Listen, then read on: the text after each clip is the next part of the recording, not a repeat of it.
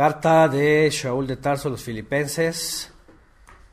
Estamos avanzando y vamos al capítulo 3. Vamos al capítulo 3 de esta carta donde Shaul de Tarso está pues mostrando algunas necesidades de ese grupo, de esos congregados de Elohim en esa ciudad. Y bueno, ya vimos que en la clase pasada Shaul de Tarso, aunque sigue dando consejos, sigue dando instrucción, sigue enseñando la forma de vivir esa libertad en el Mesías. Hoy vamos a tocar otra vez este punto importante. Dio a conocer un gran misterio que, aunque fue algo entre líneas, rápido, y se convirtió hasta el día de hoy en doctrinas y cosas que no tienen nada que ver con la fe. También lo mencionamos en la clase pasada sobre esa característica del Mesías, de humillarse, de poder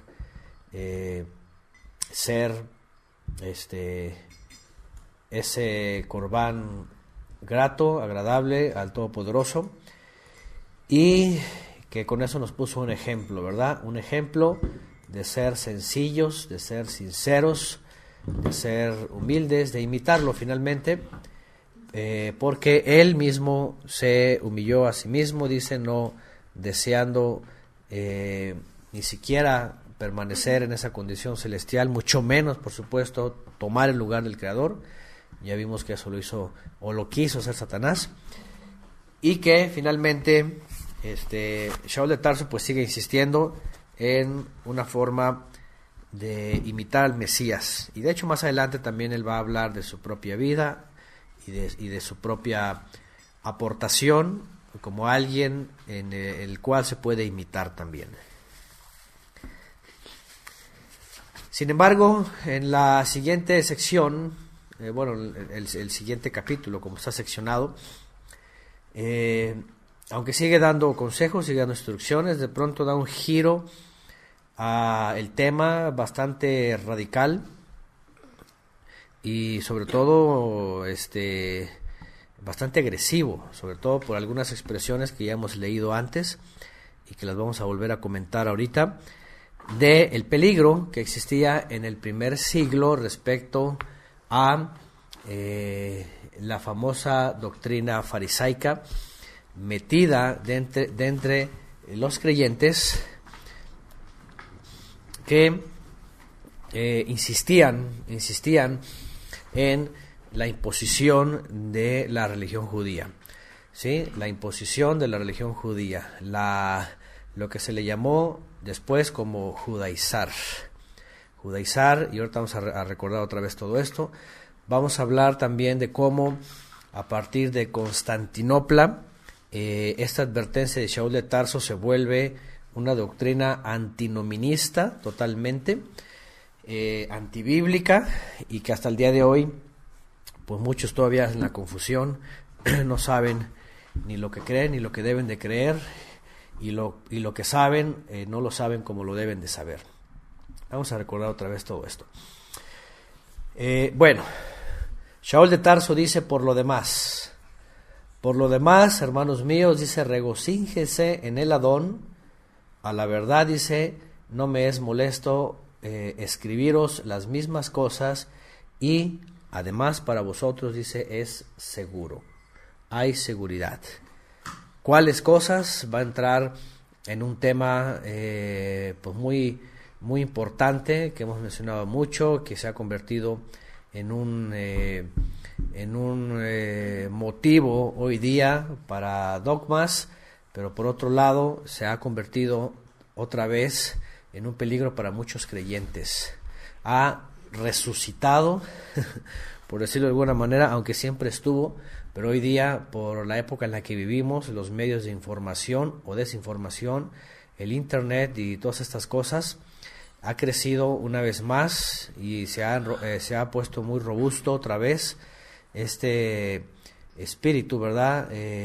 Judaizante. Ahorita vamos a hablar qué es eso. Vamos a ver que además de todo, pues Shaul de Tarso aquí lo demuestra como no solamente como un peligro, sino como algo despreciable, ¿verdad? Algo digno de aborrecerse, tanto que hasta usa una expresión también denigrante, una expresión muy fuerte al referirse a ciertas personas, ¿sí?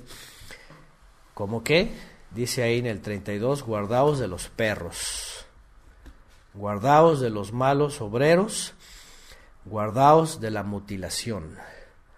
Depende de la versión, alguna versión dice de los mutiladores, otra versión dice de los mutilados, que al final de cuentas lo que está diciendo es pues los mutilados que andan mutilando. Y vamos a recordar puntos que son importantes aquí, porque miren que si ustedes van a los comentarios cristianos, todos coinciden en que Pablo está defendiendo la gracia, la sola gratia, y que los perros judaizantes están totalmente enfocados en el Antiguo Testamento, le llaman ellos, en lo que conocemos como Tanaj, ¿no? Es decir, la Torah. Y esto obviamente es un problema, ¿no? Es un conflicto, porque Shaul de Tarso no puede tener problemas de disonancia cognitiva, porque por un lado él dice la ley es buena, la ley es santa, dice que la ley es espiritual, dice también que no son los oidores sino los hacedores, y está hablando de ser irreprochables, está hablando de cumplir la ley del Todopoderoso, o sea, en la carta a los romanos, en la carta a los corintios, todo el tiempo más adelante en Colosenses, en todos lados, en el Brit Hadashah, en el libro de los Hechos también, pues estamos viendo que viven bajo la instrucción del Todopoderoso. Entonces, evidentemente, no puede estar Shaul aquí refiriéndose a lo que ya ha referido como santo, como espiritual y como algo agradable al Eterno. Pues por otro lado, no puede aquí referirse como algo tan despreciable, tan despreciable. Tanto que a los que practican estas cosas, y que no es Torah, sino es la religión judía, pues los denigra. Es una expresión totalmente denigrante. Perros. Miren que ocurre algo bien interesante, ¿verdad? Y con el paso del tiempo, muchos de nosotros empezamos a cambiar nuestra forma de pensar y nuestra perspectiva de la vida, de las cosas. En Occidente y sobre todo en los últimos años, el mundo, por ejemplo, ha mostrado a los perros como el mejor amigo del hombre, le llaman, ¿va? Es el mejor amigo del hombre. Hoy día ya se los tratan como hijos. Ya hay de todo, ya hay hasta cementerios para perros. Y bueno, pues son animalitos, todo esto, ya saben, mezclas y todo lo demás, y perros para todo. Pero déjenme decirles que en tiempos bíblicos, en Oriente y sobre todo en el pueblo de Israel, pues los perros, igual como incluso los mismos griegos, estaban de acuerdo en que el perro representaba todo lo desvergonzadamente sucio, todo lo impuro, todo lo despreciable, todo lo que era asqueroso, por su conducta, ¿no? Por cómo es, por lo que come, porque un perro se come hasta todos los ratones, etcétera, afuera andan, se lamen, se suben a las personas, hacen gestos, ¿verdad? De querer copular con personas o con otros animales, etcétera, cosas extra, o sea, es decir, vamos a ver algo, porque cuando Pablo usa esta expresión, y no solamente Pablo, en el libro de, por ejemplo, en Génesis, en Éxodo aparecen este tipo, aunque en la Biblia cuando se habla de Caleb, está refiriéndose a todo lo que aúlla y que ya estaban domesticados, no dejaban de ser para el mundo bíblico animales despreciables, sucios, ¿no? Totalmente impuros. En Apocalipsis, por ejemplo, hace alusión al sodomismo. A los sodomitas les llama perros. En Apocalipsis, el Ruach HaKodesh, bueno, la lectura que vemos en Apocalipsis del aliento santo enviado por medio del Mesías y por medio de los Malahim, hace alusión a los sodomitas como perros, porque son altamente despreciables. Entonces, bueno, nada más quiero recordar algo. ¿Por qué? Porque cuando vamos a ver esas palabras, e incluso vamos a hablar en esta época de actitudes como las que Pablo veía en aquella época, eran despreciables. Para Occidente no, para Occidente perro es mejor amigo del hombre. Es cariño, es jugar, es darle todo, comprarle pedigrí, todas estas cosas, ¿verdad? Para el ser humano es pues te lame la cara y todo, con todo y todas las bacterias, ¿verdad? ¿Vale? Un compañero, una ayuda, ya son policías, ya son guías de ciegos, ya los han hecho para todo. Para Occidente, para Oriente no. Porque ahorita perro es como perrón, así fuerte y agresivo, ¿no? De hecho, en España, hasta donde yo me acuerdo, en España decían que decir perro así, ¿qué perro? Igual aquí en México. Ajá, aquí en México, en algunos estados, cuando le dice a alguien qué perro eres, así es que valiente, que corajudo, ¿no? Qué fuerte, qué perrón, así incluso perrón en el lenguaje coloquial aquí en México, cuando quieren hablar de cosas muy yofi, en hebreo, ¿verdad? Dicen perrón, así, esa perrón, ¿no? Que es demasiado bueno, pues, ¿no? Eso es en Occidente, es la mentalidad totalmente occidental. Otra vez, en Oriente no. En Oriente era despreciable. ¿Ah? Esa traducción. Literalmente perros, y esa traducción dice especialmente despreciables. Bueno, dice Albert, el mismo Mesías se refería a los transgresores como perros, ¿sí? Y aparecen en todos lados, digo, hay muchas citas, y estoy un poquito recordando cosas que he hablado antes. Ahora, no se me ofendan, yo sé que algunos tienen mascotas y todo eso, pues en Occidente ya nos han acostumbrado a todo esto, ¿no? Y pues tampoco estoy diciendo que están pecando, todo. Solamente estoy hablando de cómo en Occidente se ha trastornado todo esto. ¿Por qué? Porque cuando voy a mencionar las palabras de Shaul de Tarso, quiero que entendamos el sentir que él tenía cuando le habla a unas personas así, y que perro no era un amigo del hombre, sino era una cosa altamente despreciable, abominable. Ajá. Y bueno, ahorita no vamos a entrar mucho en detalle, pero hay varios textos donde se hacen esa referencia. Pero bueno, dicen por acá en Chile les dicen a los amigos, hola mi perro. Imagínense nada más, a los amigos. Bueno, entonces, bueno, vamos a lo que sigue, vamos a lo importante, ¿verdad? Ya lo otro, ya como yo lo he dicho antes, porque también no quiero tener discordia con nadie. Hace algunos años tuvimos una discordia muy fuerte, una persona era altamente así amante de los perros, una cosa, pero bueno, y pues no era la intención. Lo que quiero que mencionemos, independientemente de toda esta mezcla de animalitos, es cuál fue el contexto de Shaul de Tarso, que cuando a estas personas les habla así, los asocia con lo más despreciable que el pueblo, no solamente israelita, sino semita, tenía, ¿verdad? Con estos animales. Entonces, por sus características, por lo que eran, ¿sí? Y rápidamente quiero recordar a quién se refería. Número uno, a quién se refería, cuáles eran sus actitudes, cuáles eran sus formas, qué quería esta gente, qué hacía con los creyentes, cómo los trataban, por qué la asociación con ser despreciables, ¿sí? ¿Por qué la asociación con ser alguien que se desprecia? Fíjense nada más, el Mesías, y escuchen esto, el Mesías incluso dijo que a los enemigos, dice, hay que bendecirlos, ¿sí? Es decir, a la gente que pudiéramos calificar como despreciables. Pero por otro lado, también Yeshua mismo hace alusión a los perros, entiéndase desde el hebreo, cuando dice a los discípulos, vayan, porque aquí yo los envío como ovejas en medio ¿de qué? De perros.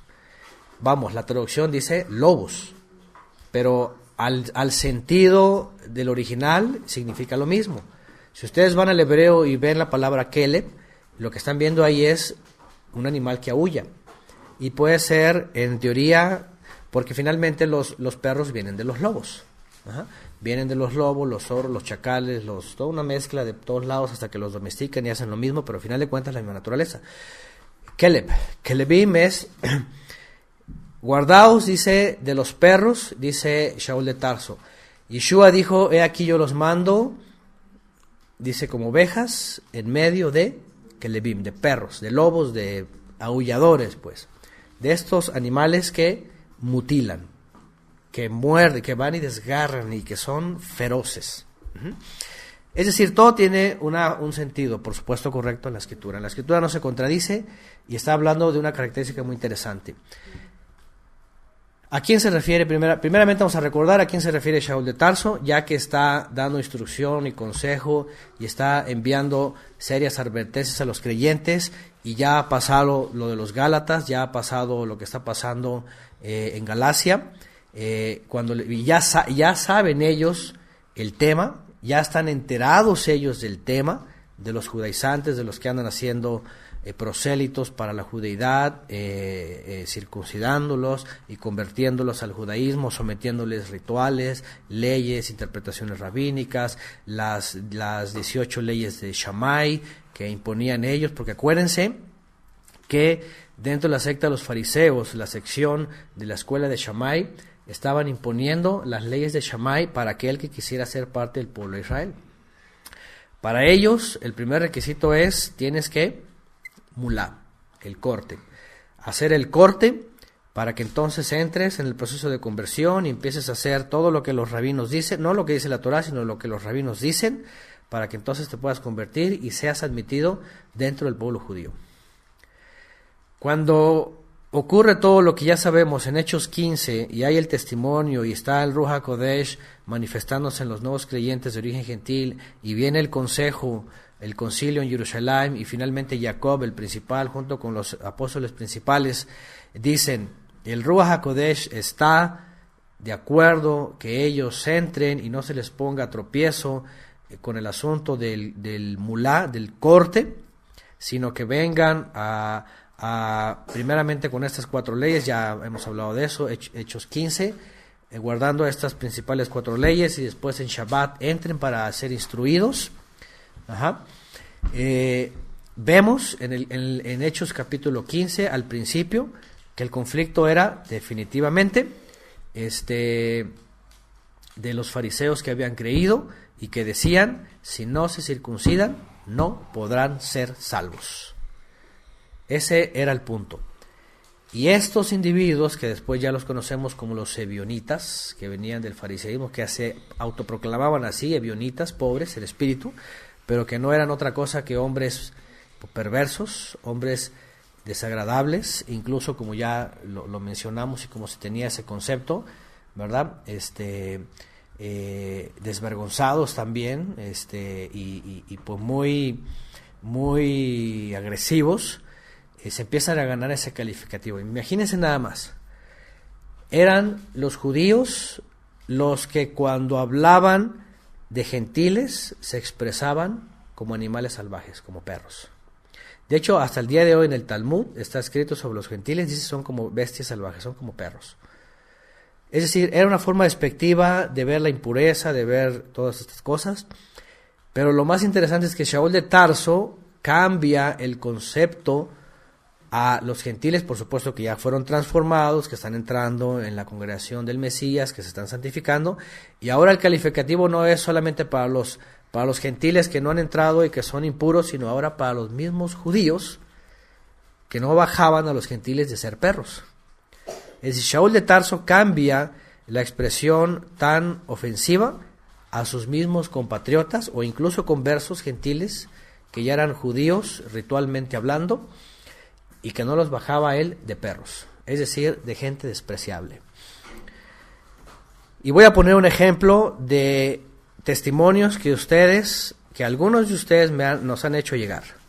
Incluso que ayer que comentábamos con Gaby, si Gaby me permite, en un lugar totalmente judaizante, así, donde se disfrazan de judíos y y todas estas cosas, y hasta los revisan a los hombres a ver si, ¿verdad?, tienen el corte y todas esas cosas. Nuestra hermana Gaby nos confesaba ayer y nos comentaba que a ella, y su mamá también nos comentaba, pues la trataban muy mal. O sea, Gaby siendo una jovencita, una señorita, santificándose todo esto, en un lugar de estos, por la forma despreciable que son, solamente porque como ellos juzgan que Gaby, por ejemplo, trae algo en sus manos o algo, una forma o una prenda o algo, dicen estos despreciables que ella es una prostituta. Háganme el favor. Algunos de ustedes ya conocen estos lugares en donde ellos, en sus mentes perversas, creen que como que pueden ver a una muchacha porque trae una prenda o la otra, ya le dicen prostitutas. Y ayer, por ejemplo, la mamá de Gaby, cuando comentaba esto, pues expresó lo que seguramente Pablo sintió. Qué gente tan despreciable. Estos perros mutiladores despreciables. ¿Cómo se atreven ellos en sus juicios, en sus formas de calificar, nada más por la apariencia, porque ven algo que ni siquiera es escandaloso, ni siquiera tiene que ver con prostitución, nada más porque ellos les meten en la cabeza que porque si ven una cosita así, ya califican a las mujeres así o a los hombres asado? A lo que voy es esto, quiero que entendamos por qué Shaul de Tarso aquí llegó tan agresivo y dijo esos perros mutiladores. O sea, esa gente despreciable que nomás habla puras sandeces de sus doctrinas, de cómo a ellos pues ya ni siquiera los educan, ¿verdad? Más bien los trastornan y nada más se dedican a ser como supervisores de la gente para decir qué es uno y qué es el otro. Así. A los hombres, bueno, los hombres les han dicho de todo. Uno como hombre es diferente, ¿no? Nos dicen y así como que se nos resbala, así como que bótate, ¿verdad? Pero las mujeres muchas mujeres han sido muy lastimadas, y no porque sean algo, o verdad, todo eso. Dicen por acá el Malhut de aquel, el del Tehuacanazo. Pues ese, por ejemplo, es el del Tehuacanazo, una cosa horripilante. Eso, si estuviera Shaul de Tarso, lo primero que diría de ese individuo es esto: despreciable. No sé si me doy a entender. Ese sentir interno de que cuando ya nos conocemos dentro de la familia de la fe y vemos el testimonio y vemos el esfuerzo, no puede llegar un hombre con una idea totalmente sinagoguera, religiosa, que se siente muy puritano y se siente muy kadosh, dice, a empezar a decir estas sandeces. ¿Me entienden? Pablo de Tarso, imagínense, cuando llega a escribir esto, que yo creo que no pensó dos veces en escribirlo, porque imagínense, no solamente lo pensó y no solamente lo dijo, sino que fue y hasta lo escribió. En vez de, cuando uno está escribiendo, uno se tarda en proyectar la palabra que va a poner en el papel, ¿cierto?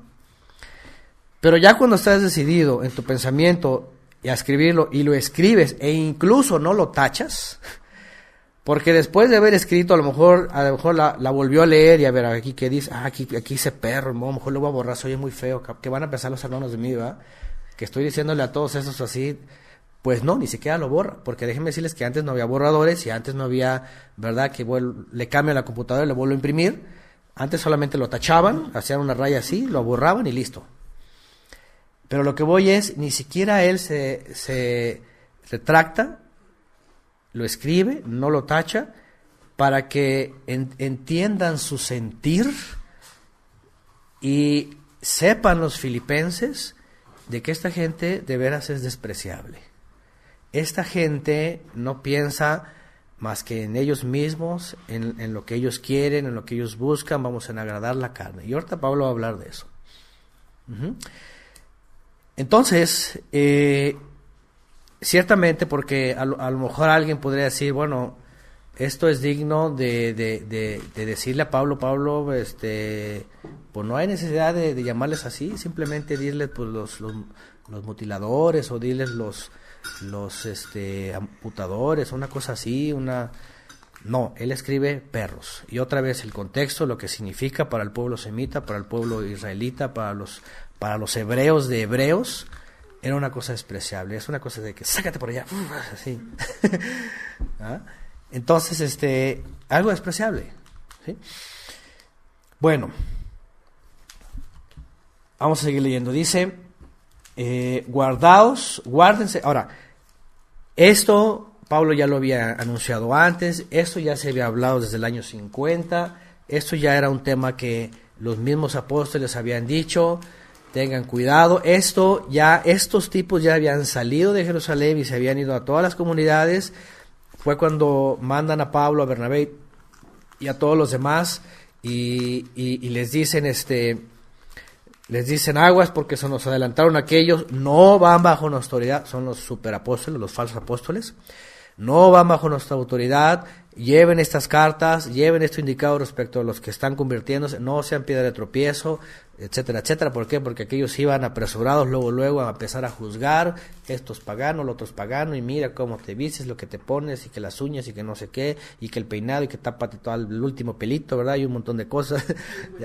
Los huesitos acá del cuello, que porque son sexys, y los huesitos sexys, y que no sé qué, y que el brazo es sexy, y todo. Y todos es que están enfermos. O sea, de veras, hace unos años solamente están pensando en eso, en qué les está excitando, yo creo, porque todo es sexy. Es que eso viene de ahí. Hace unos años también supe de una ¿cómo se llama? Secta dentro del judaísmo, así bien,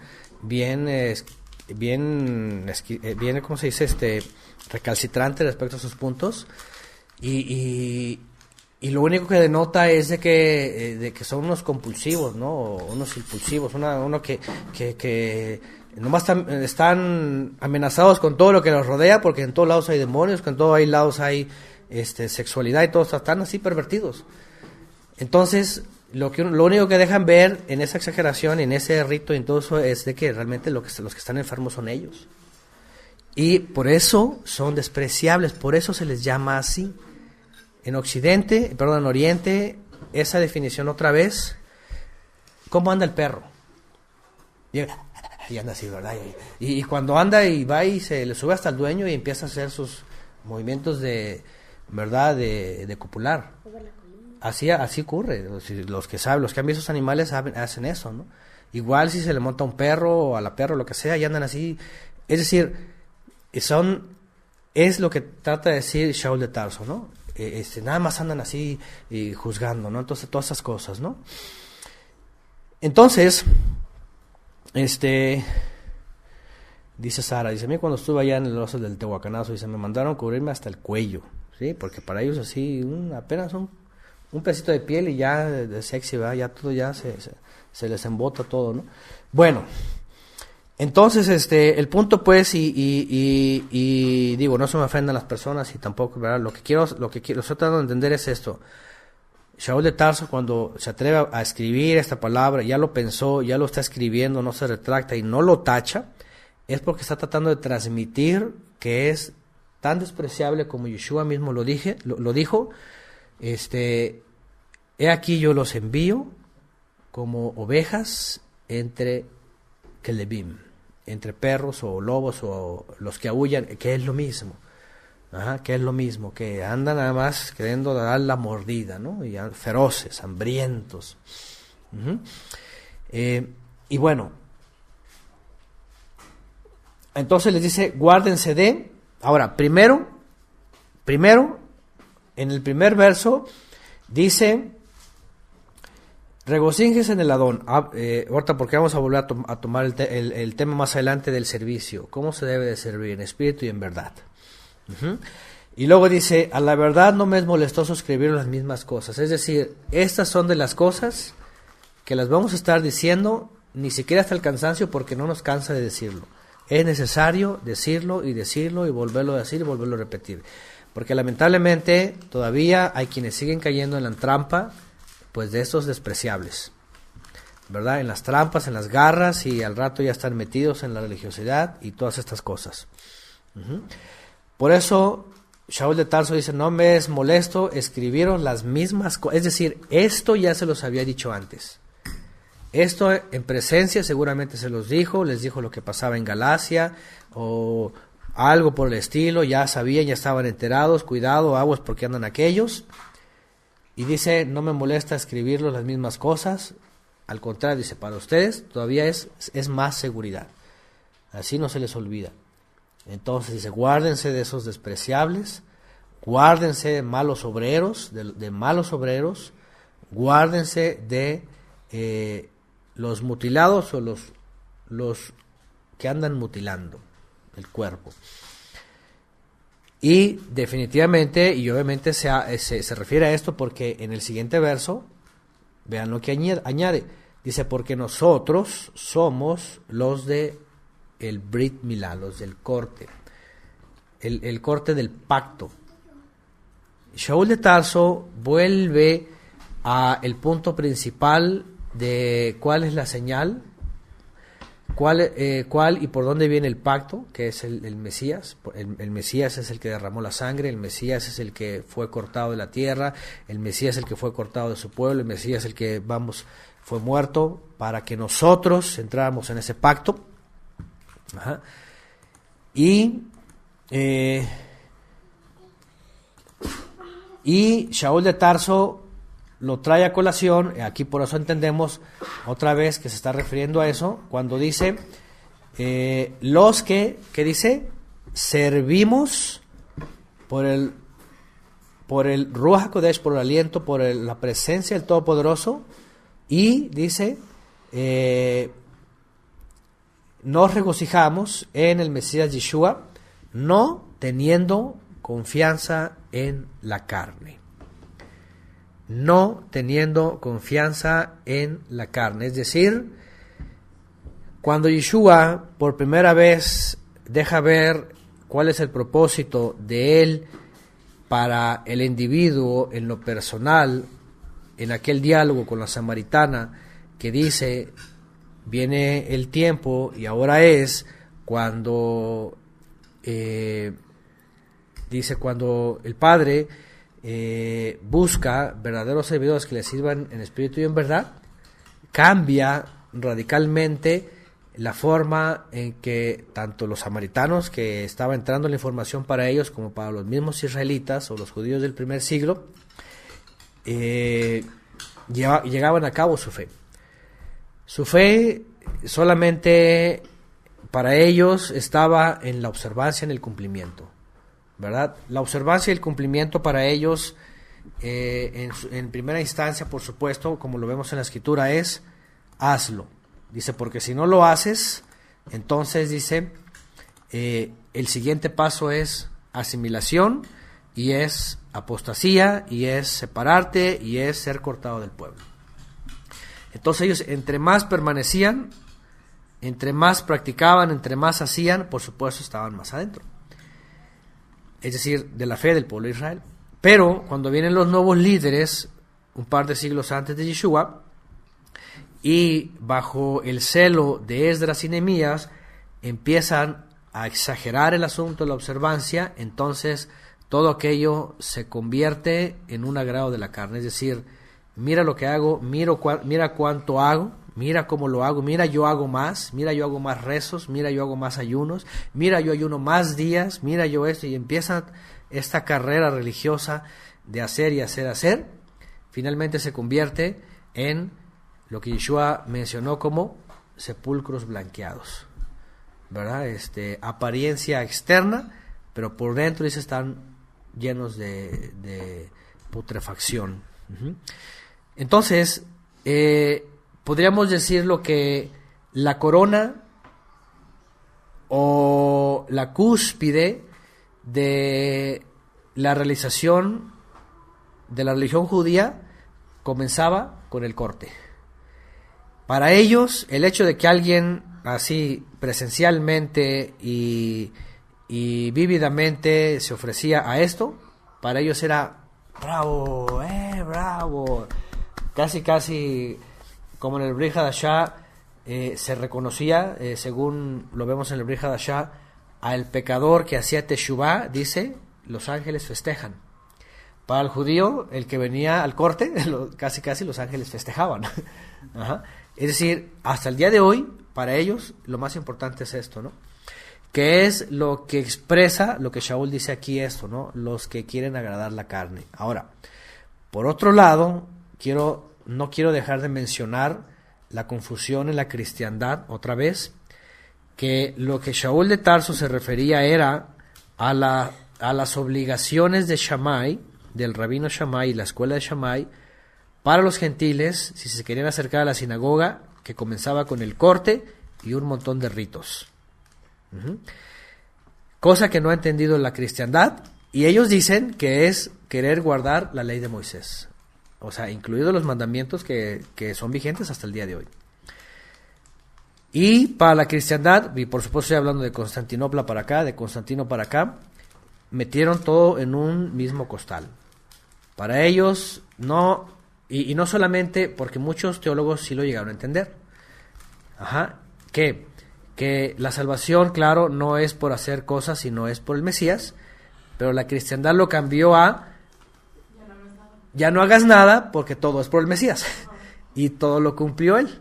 Entonces vean cómo se tergiversó todo este asunto, y la idea principal es, sí, ciertamente, el Mesías es el que brinda la redención, no hay que hacer nada, pero todo el resto del texto del Brit Hadashah es, una vez que esa salvación ha sido hecha efecta en mi vida, entonces viene la santificación, que es vivir los mandamientos.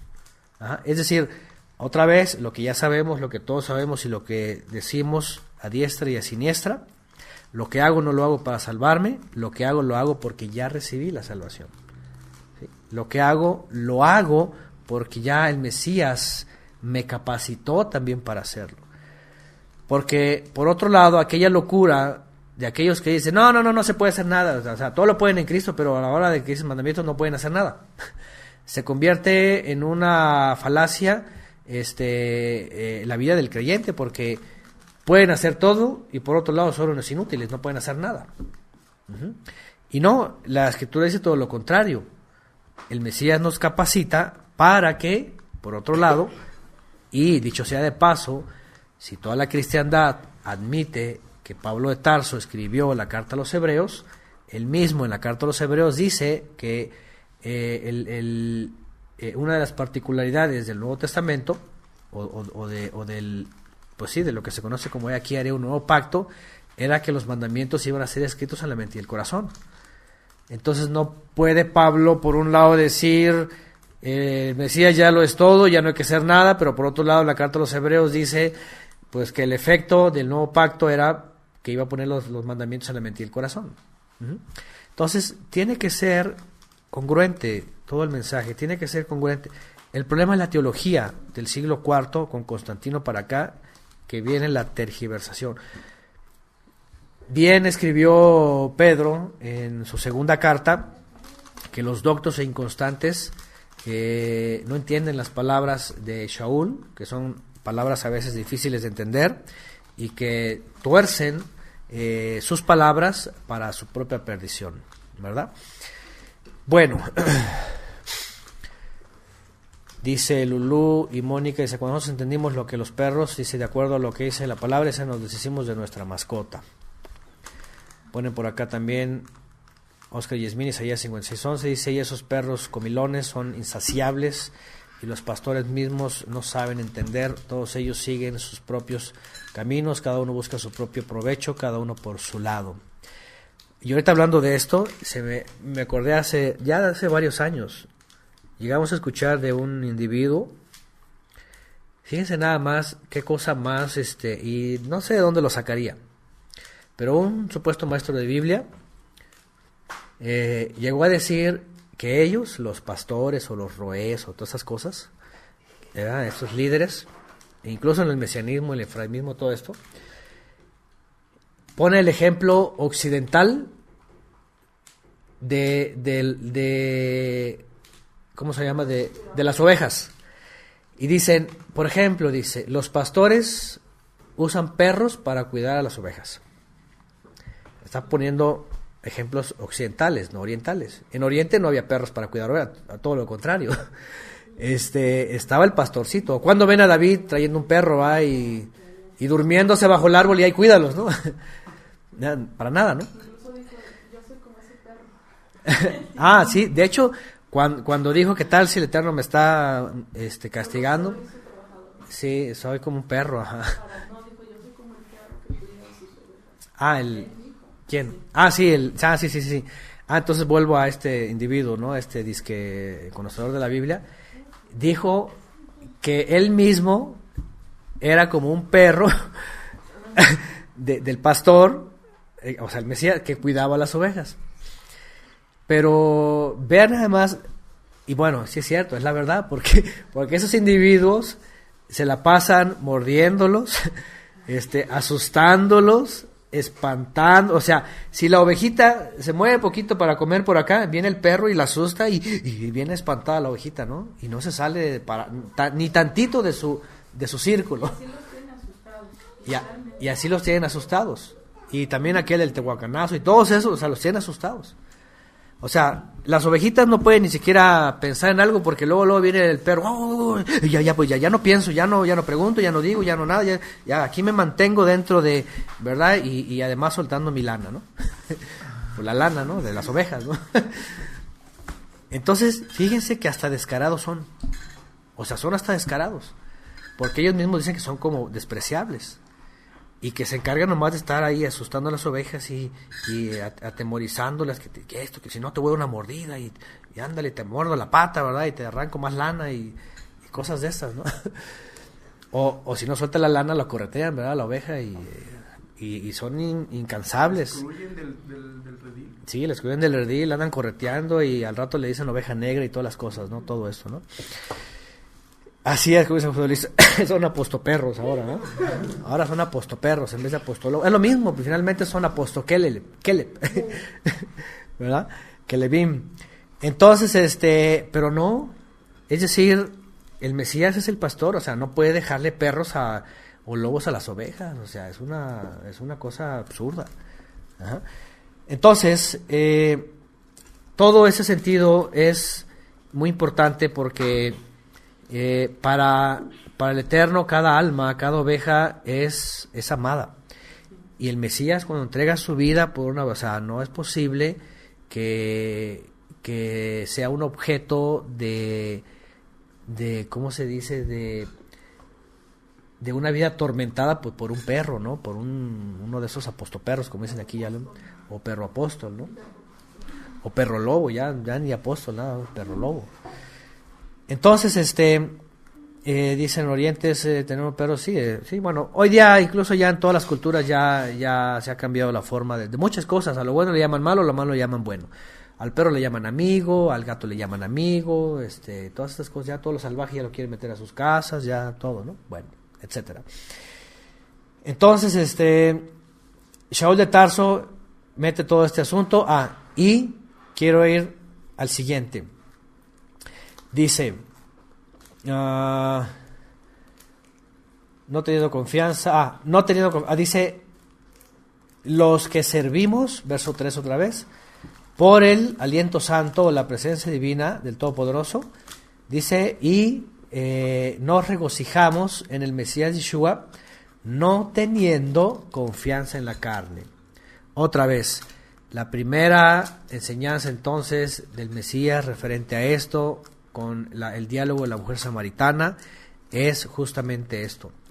El Mesías vino para enseñarnos lo verdadero, que es el Padre busca verdaderos servidores que vengan con todo su corazón a acercarse, a andar en sus mandamientos, a andar sencillamente, sinceramente, no custodiados por perros, no asustados por perros, no perseguidos por perros, no que le estén ladrando y que le estén, ¿verdad?, mordiendo y amenazando, todas estas cosas, no, sino todo lo contrario.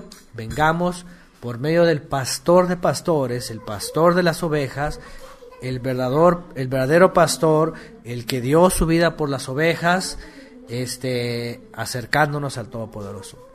Eso es lo que estaba tratando de dar a explicar también Shaul de Tarso, que había enseñado el Mesías. ¿Sí? Dice, la verdadera circuncisión quiere decir el verdadero pacto es de aquellos que son dirigidos por la presencia divina, por la presencia divina, para agradar al Todopoderoso una vez que han recibido la salvación, y no por la custodia de lobos feroces o de perros hambrientos, ¿sí? Despreciables. ¿Cuántas veces nos hemos encontrado con esta gente? Y yo, de veras, todos los hermanos que nos suelen compartir parte de su testimonio y que han pasado por estos, pues, ¿cómo se les llama? Porque no son chiqueros, ahí están los marranos, ¿no? ¿Cómo se les llamaría a estos? Estas jaurías, ¿no? De perros, ¿no? Feroces. Coinciden en lo mismo.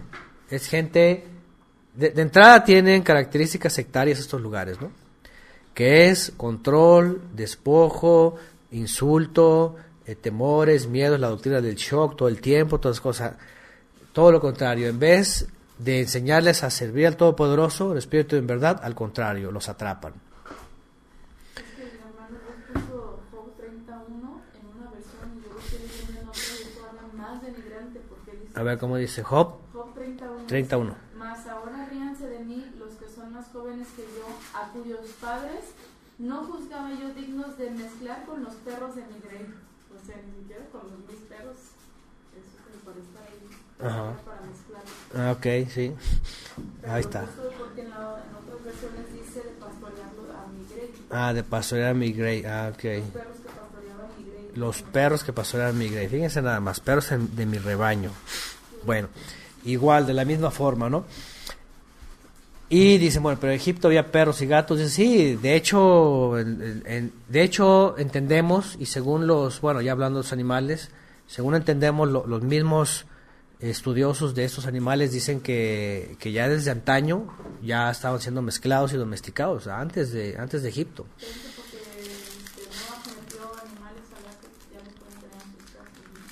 Que nadie asegura que había. Eso vino después. Bueno, aquí ponen la versión, dice, pero ahora se ríen de mí, muchachos más jóvenes que yo, cuyos padres no hubiera yo aceptado para estar con los perros, dice, que cuidaban mis rebaños. Bueno, ahí está. Y entonces, otra vez, el espíritu, el Ruach, el aliento santo, es finalmente el que es el sustituto, porque acuérdense que Yeshua dice, voy, dice, y el Padre envía su aliento. Dice, no se quedan solos. Usa la expresión de huérfanos como los hijos que se quedan desamparados. Dice, ustedes no se van a quedar desamparados. Dice, me voy, pero es necesario que yo me vaya porque el aliento santo viene. ¿Y qué dice? Él los guiará. Él los va a llevar a toda verdad, Él los va a guardar, los va a santificar. Fíjense nada más la guianza que dice el Mesías que tenemos que tener. De hecho, Él dice, yo estoy con ustedes. Lo que dice, los mando como ovejas en medio de lobos, o de aulladores o de perros, pues que es lo mismo, ¿no? Entonces, vemos claramente las grandes diferencias, ¿no? Claramente las grandes diferencias. Bueno,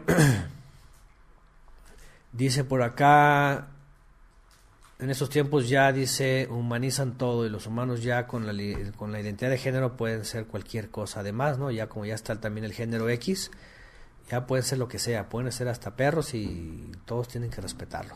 Bueno, ahí está. Y dice Ofelia, o sea que eran peores que estos perros del rebaño, dice por acá. Sí. ¿Qué versión usas? ¿Qué versión leíste tú? Dice, es la Jerusalén. La Jerusalén del año 70. Ahí está, para se preguntaba. Bueno, entonces es muy claro también que aquello, porque déjenme decirles algo también, recordar, cuando Shaul escribe todo esto, aunque claro, él lo hace muy personal, a aquellas personas que conoció en diferentes congregaciones,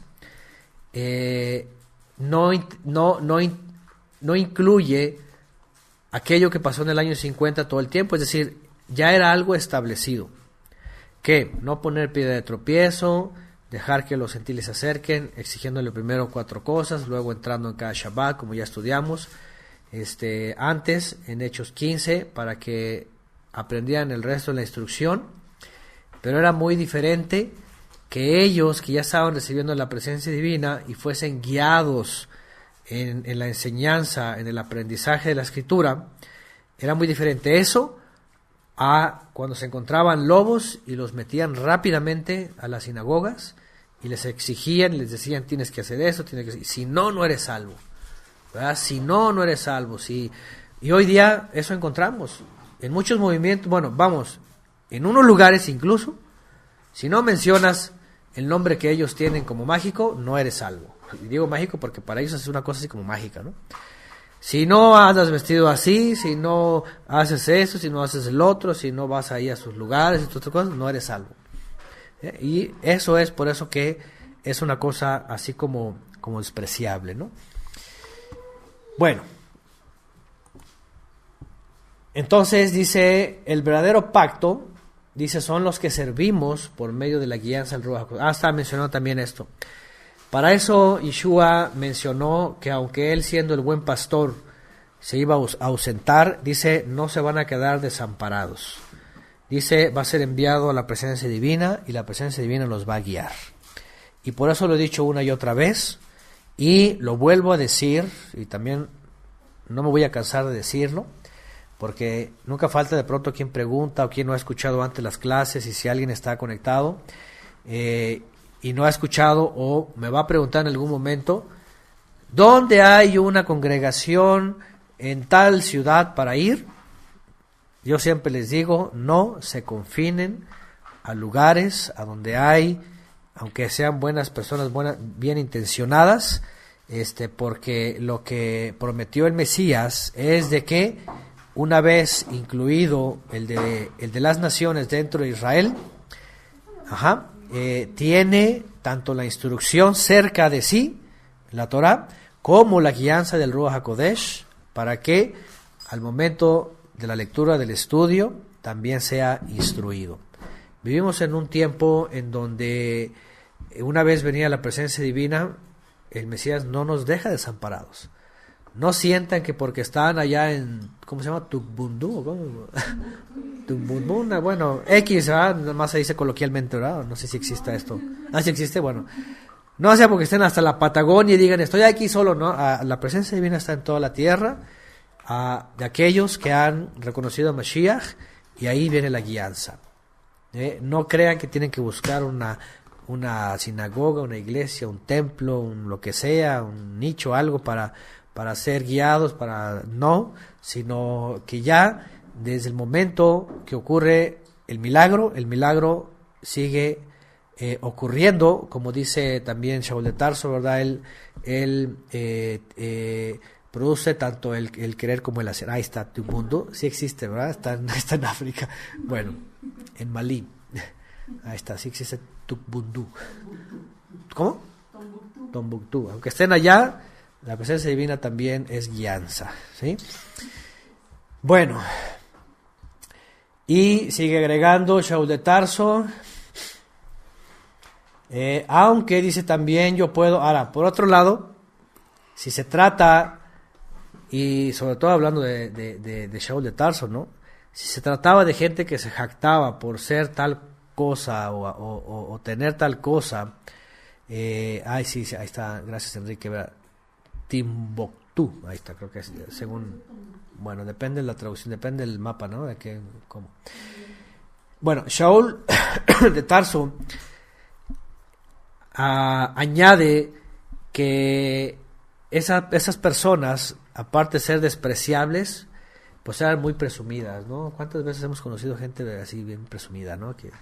Que tiene algo que ni siquiera lo tiene porque lo ha conseguido, sino a veces hasta presumen de lo que no tienen, ¿verdad? O presumen de lo que les heredan sus padres, ¿no? Y se la pasan presumiendo cosas, y estos individuos, se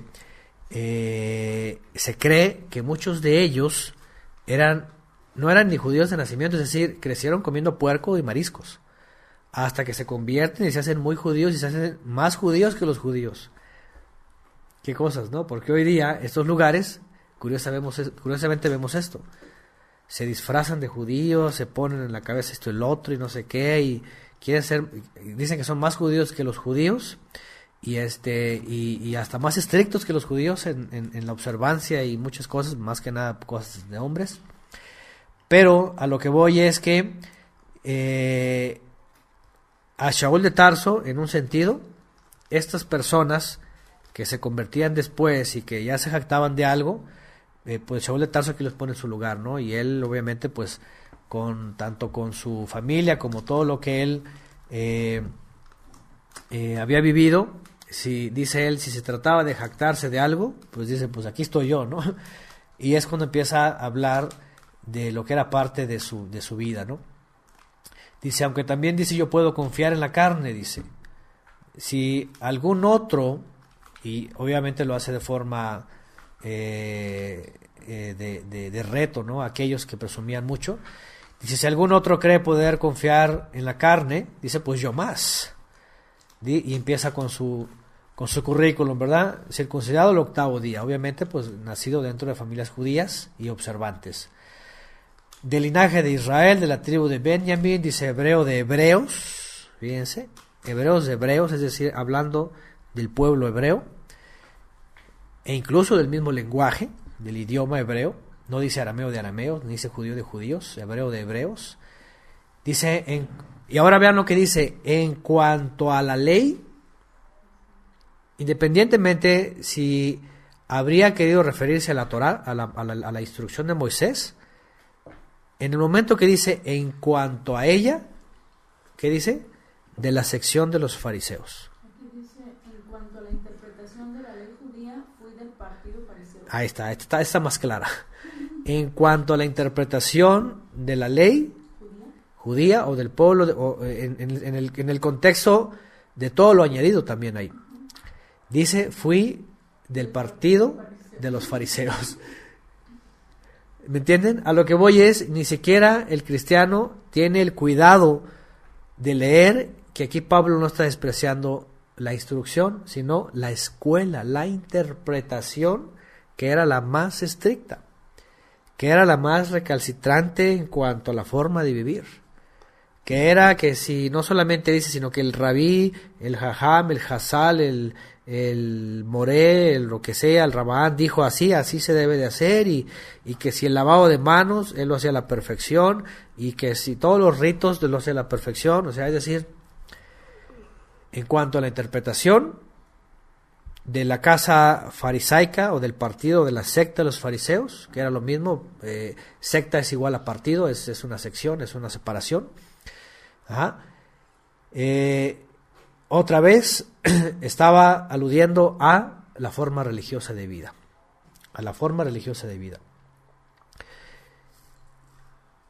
y sigue diciendo, en cuanto al celo perseguidor de los congregados de Elohim, en cuanto a la justicia que hay en la ley, vean, en cuanto a la justicia que se puede obtener de la misma ley, dice, irreprensible. Pero cuántas cosas que eran para mí ganancias, las he estimado como pérdida por amor al Mesías. Esta es la parte que la cristiandad malinterpreta y que dice que cuántas cosas como si se tratara de la instrucción del Eterno, cuando no ponen atención que se trata de la interpretación del partido más estricto y riguroso en el judaísmo, que era el fariseísmo. En esa versión dice que era tan fanático, fíjense, era tan fanático, ¿qué más? En el verso 6, era tan fanático que perseguía a los de la iglesia. Era tan fanático que perseguía a los llamados a ser congregados, fíjense nada más. Eso es lo que Pablo está diciendo, todo eso para mí era ganancia, todo eso para mí era importante, todo eso para mí era orgullo. Acuérdense, porque el orgullo es esa parte pecaminosa, ¿no? Por eso les he dicho que hay que abandonar esa palabra de que, ay, me siento orgulloso de los hijos, ¿no? Eso no, me siento dichoso, o feliz, o bendecido, ¿no? Pero para ellos era eso, el orgullo era pues finalmente era levadura, no era sentirse así como que hinchado, no, soy esto, soy lo otro. O sea, para el judaísmo del primer siglo, con todo ese movimiento que había crecido de conversos bien judaizados, decir, fui circuncidado el 8º día, es decir, ¿sabes qué? Mis respetos, ¿sí? Mis respetos. Entonces, bien fariseo, dice, en cuanto a la interpretación, dice fariseo, en cuanto a celo, perseguidor de la congregación, era un fanático. En cuanto a la justicia que se alcanza por la instrucción, es irreprensible. Dice, pero cuántas cosas que eran para mí ganancias, las he estimado como pérdida por amor al Mesías. Otra vez, ¿cuáles cosas para él o para ellos como religiosos eran ganancia? Pues todas las exigencias rabínicas de sus maestros, y que para ellos decían que era ¿cómo se dice? Eran puntos buenos, ¿no? Era su ego, finalmente era su forma de estar completos, de estar plenos, ¿no? Es ego finalmente, ¿no? Entonces, eso es lo que Shaul de Tarso está diciendo, que en algunas versiones incluso dice es estiércol, o es basura, o es desperdicio. Ahora, claramente hoy día lo podemos ver si comparamos los sistemas religiosos, porque los sistemas religiosos es lo mismo.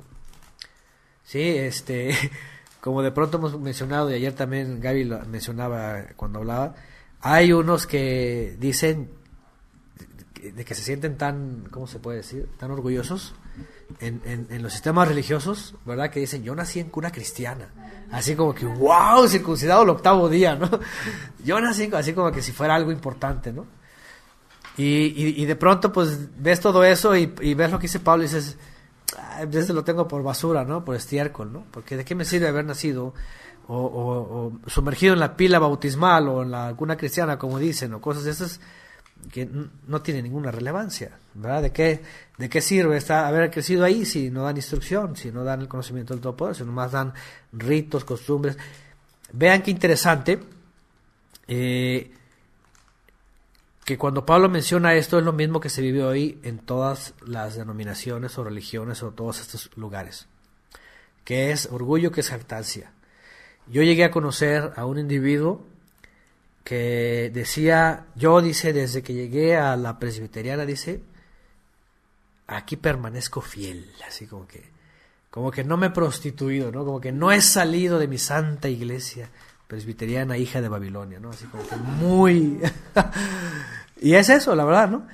Entonces yo cuando escuchaba eso y decía, pues qué mente tan cerrada, porque si ni siquiera ha averiguado si algo difiere de las miles de denominaciones y ni siquiera ha visto una segunda opción, pues no tiene opción. Esa persona está metida ahí en el hoyo y no ha sacado la cabeza para ver que hay un mundo afuera de conocimiento y está encerrado en lo mismo, ¿no? Pero la verdad es que cuando uno empieza en la búsqueda, cuando uno empieza a salir a buscar y tiene eso por basura, es cuando entonces uno empieza a conocer más allá de lo que solamente pues en un hoyo te dicen, ¿no? Pues en un hoyo, básicamente todos esos lugares son hoyos, son cuevas u hoyos. Bueno, entonces otra vez dice que cuando considera todo esto como pérdida, por supuesto que está hablando de todo aquello que la religión ofrecía y que pretendía, porque ahora había sido transformado y había abandonado ese sistema sinagoguero, finalmente farisaico, iglesiero, lo que sea, y ahora servía en libertad, siendo guiado por el Ruach HaKodesh. Dice por acá los hermanos Oscar y Reina, dice, nosotros también conocemos a varios presbiterianos que piensan lo mismo, y sobre todo los presbiterianos que son bien paulinos, ¿no? Ellos son como que así los hijos de Pablo, casi directamente, ¿no? Así como que no, Pablo y Pablo por aquí, Pablo por allá. Bueno, verso 8, y ciertamente aún considero todas las cosas, dice, como pérdida por la superioridad del conocimiento del Mesías Yeshua, mi Adón, mi amo, por el cual, dice, perdí todas las cosas. Pues esta versión es la que dice esto, me las tengo por estiércol, mira nada más, por estiércol para ganar al Mesías. Si alguien no ha leído la Biblia y menos en sus lugares no la leen como la deben de leer o estudiar, y nada más le leen esto, fuera de contexto, sin explicarles la controversia con los ebionitas, con la religiosidad, todas las leyes de Shammai y toda la imposición rabínica y todo esto, es muy fácil que lo persuaden y le digan, mira cómo tiene por basura. Imagínense decirle estiércol a la instrucción. No pudo Shaul de Tarso estar diciendo que la instrucción del Eterno es estiércol, por favor, es una cosa que no sé a quién le cabe en la cabeza. Es como, digo, hasta las mismas naciones tienen instrucciones de la Torá que todavía las aceptan, ¿no? Cosas, por ejemplo, de educación, de respeto, de moral, o sea, ¿cómo decirle a la gente, oye, el respeto es estiércol? O sea, si no, espérame, ¿cómo? Es un valor, es algo que se valora, la amistad, o sea, la sinceridad, la confianza, o sea, ¿quién le puede decir a una persona que la buena amistad es estiércol, ¿no? O sea, digo, la gente, aunque entienda la amistad a su forma, mucha gente valora todavía, por supuesto, por eso les llaman así valores, ¿no? Entonces, es definitivo que es la teología, la doctrina, que basado en los argumentos teológicos, sobre todo en la época de Constantino, con un espíritu antinominista, es decir, en contra de la Torá, empiezan a cambiar la definición de Shaul de Tarso y la transforman o la trastornan en negar todo lo que es Torá y decir nada más que su vida religiosa es supuestamente como la vida de Pablo, ¿no? Que nada, por supuesto, nada tiene que ver con eso. Sigue diciendo,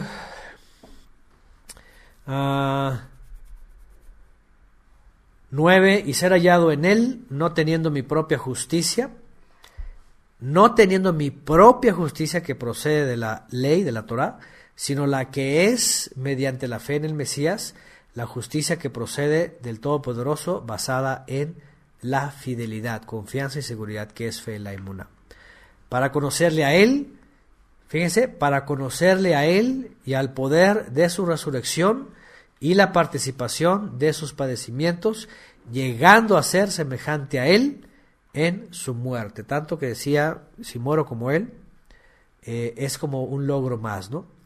Ahora, en el 9, cuando dice, no teniendo mi propia justicia que procede de la ley, sino la que es mediante la fe o la fidelidad del Mesías, otra vez lo que está ampliando es la explicación de que en el fariseísmo, en la misma religiosidad, o sea, en los mismos sistemas religiosos, para ellos proceder como ellos dicen es llevarlos a la salvación.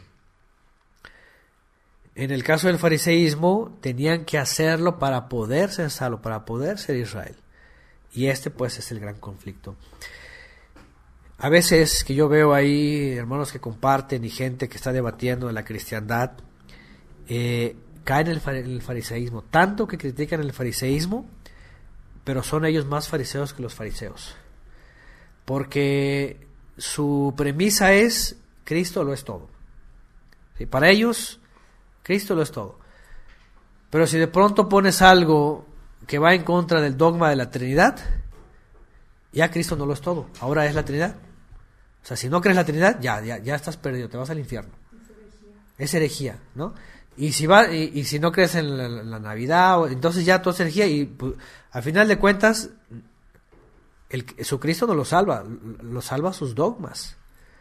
Es decir, para ellos, e incluso todos aquellos que después de los 50, para no ser juzgados como herejes ante la sociedad bíblica que reflejaba el ecumenismo en la Iglesia Católica, y llegan a acuerdos mutuos, la gran mayoría, y tienen que definirse por los 8 principios de todas las iglesias cristianas, tienen que aceptar, por ejemplo, uno de ellos, que la Trinidad es parte de la salvación. Por eso todas las iglesias, cuando tú les cuestionas sobre la Trinidad, cuidado, no te vayas a perder, porque ya si no crees en la Trinidad, dicen ellos, te vas a ir al infierno. O sea, como si dices, espérame, ¿en dónde? Pues no que soy salvo por Cristo, ¿no? O sea, ¿soy salvo por Cristo o no? No, bueno, sí, Cristo lo es todo, pero si no creo en la Trinidad, entonces te vas al infierno. Entonces tú dices, bueno, ¿cómo es eso, no? Ajá, si no crees en la Trinidad, pues Cristo no te va a salvar, porque Cristo es la segunda. Pues seguramente, ¿no? Porque Él sí cree. Entonces, es una cosa muy absurda. ¿Sí? Tú ves a los cristianos ahí debatiendo y sí, Cristo aquí, que es el único que salva y que pero si no crees en la Trinidad, ya no eres salvo. Entonces dices, pues entonces, ¿cómo está ese asunto, no? Así como para decirle, pues a ver, ¿qué más tengo que creer pues, para ser salvo, no? ¿Qué más? Porque salen con sus cosas que la salvación tiene incisos. Si Cristo lo es todo, pero inciso A, también tienes que creer en la Trinidad. Inciso B, también tienes que creer, por ejemplo, en el Dominus Dei. Inciso C, y así vienen con todas esas, ¿verdad? Todas esas cosas. Bueno. Y es muy claro que cuando Pablo menciona esas características que vemos hoy día, lo que está aconsejando es huir de todo eso. Huir de, como dice aquí, de la justicia que procede de esos dogmas o de esas doctrinas o de todo lo que sea, todo lo que se llame denominación, religión o lo que sea, todo eso. Porque ellos tienen su propia justicia. Ya hemos mencionado hace rato que en algunos lugares las cosas que ellos practican y hacen tienen su propia justicia. Para algunos movimientos, por ejemplo, hoy día, hasta el día de hoy, que son judío-mesiánicos, el corte trae su propia justicia. Para ellos, si no estás cortado, estás condenado. Entonces, hasta que te cortes, eso trae justicia. Y ya entonces eres salvo. Y del Mesías en donde queda. Entonces, ese era el pleito en el primer siglo. Ese era el pleito. Shaul de Tarso dice, no es por ahí. Porque si se trataba de eso, pues sencillo, ¿no? Y por otro lado, otra vez, Pablo fácilmente se pudo haber jactado de todo lo que llegó a ser en el fariseísmo. Sin embargo, él dice, no, toda la justicia o la justificación que viene por el Mesías, esa es la que es válida, la que procede, dice, del Todopoderoso, basada en la fidelidad. ¿Por qué? Porque no es lo que yo voy a hacer, sino lo que ya hizo el Mesías, y luego Él me capacita para terminar de hacer, que es ser un servidor en espíritu y en verdad. Dice en el 10, para conocerle a Él, vuelvo a repetir, ¿cómo se le conoce a Él? Por medio del Mesías. ¿Cómo? Y vean otra vez qué interesante, cómo los fariseos intentaban conocer al Todopoderoso bajo la observancia rigurosa de los mandamientos. Los místicos, hoy día, los cabalistas, ¿cómo lo hacen? Con el ascenso de la Sefirot, o más del Kundalini, ¿verdad? Para arriba. Básicamente. En el catolicismo, pues cumpliendo todos los, ¿cómo se llaman estos? Los sacramentos y... Sí, todos es una pirámide, todos. En la cristiandad, ¿cómo le haces para...? Y unas cosas tan locas. Hace rato que estaba viendo un video que publicó Jeffrey de un apostoperro. No sé, yo no conozco todo el contexto de su predicación, pero ponen ahí que están inflando los globos, la unción del globo, y están cantando, están así bien metidos los de la alabanza, una música así rara, y entonces el predicador está ahí, ánimo que la finanza, no sé qué, y están inflando el globo todo así, sigue, y uno truena y así, y tú dices, qué cosa más loca, porque es muy claro cuando dice aquí, por ejemplo, cómo dice en el Mesías, justicia del Mesías para conocerle a Él. Y al poder de su resurrección. Pero ¿qué hacen estos sistemas?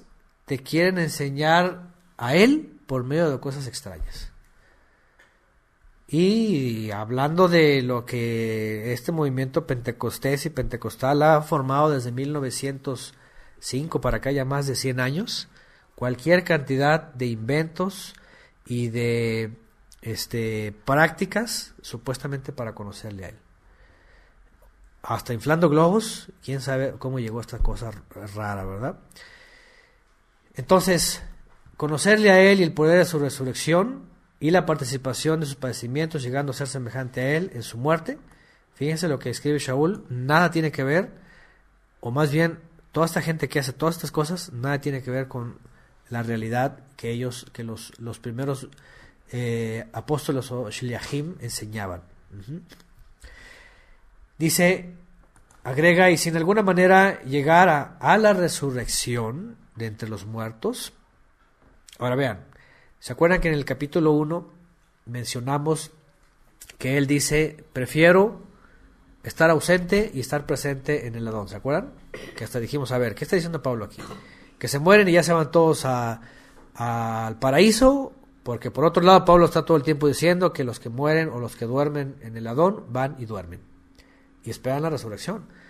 Entonces aquí vuelve a retomar lo de la resurrección. No dice, si en alguna manera ya me voy con el Adón. Otra vez vuelve a mencionar lo que siempre he mencionado en otras cartas, llegar a la resurrección entre los muertos. ¿Sí? No sé cómo viene esa versión. En el verso 11. Con la esperanza de alcanzar la resurrección de los muertos. ¿Vean? Es decir, otra vez está retomando, sí, lo que siempre he dicho en otras cartas, que una vez ausente en esta vida, está en la esperanza de la resurrección ante los muertos, ¿no? Esa es una. Otra, él mismo no presume, ni atribuye, ni se jacta de ninguna confianza y seguridad de que ya es salvo, siempre salvo. Qué curioso. ¿Sí? Todo el sistema paulino usa a Pablo para hablar de la predestinación y salvo, siempre salvo.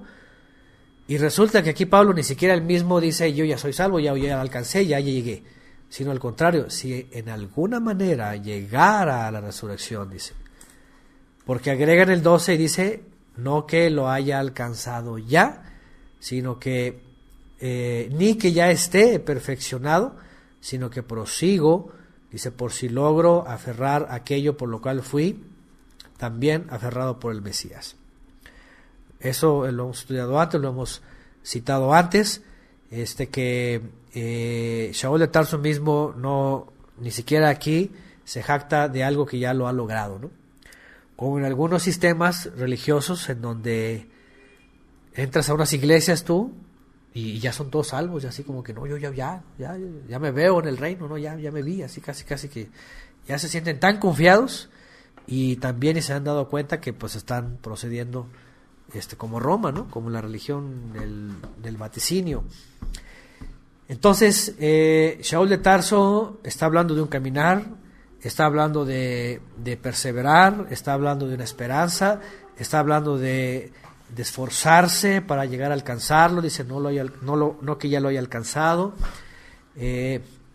ya ni que ya esté perfeccionado, dice, sino que prosigo, me aferro a aquello por lo cual fui también aferrado por el Mesías, dice. ¿Ah? Hermanos, dice, yo mismo no considero haberlo alcanzado, otra vez, vuelve en el 13, pero una cosa hago, olvidando las cosas que quedan atrás y extendiéndome a las que están delante. Prosigo hacia la meta, hacia el premio del supremo llamamiento del Todopoderoso por medio del Mesías Yeshua. Ahí está. Volviendo a enfatizar que lo que también dice en otra escritura, las cosas viejas pasaron y aquí son hechas nuevas, dejando atrás lo pasado, olvidando lo que estuvimos en otro tiempo, nos estuvimos esclavizados, nos estuvimos atrapados en religiones, todo eso, y avanzando y avanzando y avanzando. En el 15 dice, así que todos los que somos perfectos, sintamos esto. A ver, por un lado dice, no que lo haya alcanzado, yo no me considero que lo he alcanzado, dice, no. De hecho, en alguna versión incluso llega a decir, no es que ya sea perfecto, pero por otro lado acá dice, todos los que somos perfectos. Entonces la pregunta es, a ver, ¿qué está diciendo? ¿Cuál es el problema? El problema es la combinación que Shaul de Tarso, e incluso en todos los escritores hebreos, hacen uso de las palabras y un juego de palabras.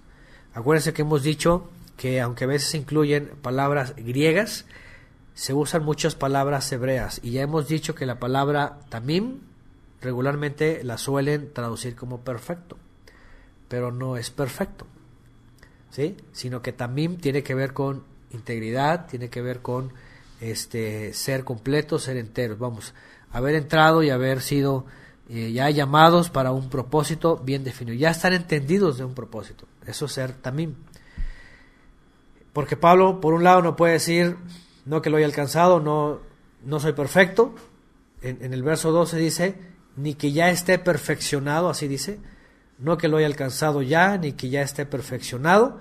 Pero en el 15 dice, todos los que somos perfectos. ¿Sabe? Entonces, ¿de qué está hablando, no? Son dos palabras, son dos expresiones diferentes. Una es, no hemos sido perfeccionados en el sentido de que no somos plenos, transformados, número 1. Y número 2 en el 15 es, los que ya, cuando dice somos perfectos, más bien, hemos alcanzado la madurez. Acuérdense, la palabra tamim tiene que ver con alcanzar madurez. ¿Por qué? Porque había dentro del círculo de los creyentes, pues quien como él, por ejemplo, pues toda su vida conocía la palabra, ya conocía del misterio, ya había participado con los apóstoles principales, ya eran emisarios, ya eran enviados, ya tenían, estaban enterados pues del mensaje de la buena nueva, y también incluía él a otros que ya habían alcanzado esa madurez. Entonces, podríamos decirlo que la forma mejor que pudieron haber pasado esto era así que todos los que ya hemos alcanzado esta madurez, sintamos esto. Y si sentís algo de diferente manera, también esto os lo revelará el Todopoderoso. Hablando otra vez de algo que va creciendo en cada uno de nosotros, ¿sí? Para llegar a la estatura del varón perfecto. Es decir, siempre nosotros vamos a estar avanzando de tal manera que tengamos mejor comprensión de la Escritura, porque siempre va a haber niveles en el conocimiento, ¿verdad? Siempre vamos a decir, no, el año pasado pensaba esto o creía el otro, y ahora yo entiendo diferente, pero el año que viene va a ser todavía más amplio, y así vamos a ir. Y eso es lo que está diciendo Shaul de Tarso. Los que ya han alcanzado esa madurez, dice, sintamos todo esto. Y si sienten algo diferente, de diferente manera, dice, también esto lo va a revelar el Todopoderoso. Es decir, todo el tiempo tenemos que seguir en la guianza del Todopoderoso para que algo que pueda ser diferente llegue y sea una sola cosa para todos. Ajá. Bueno.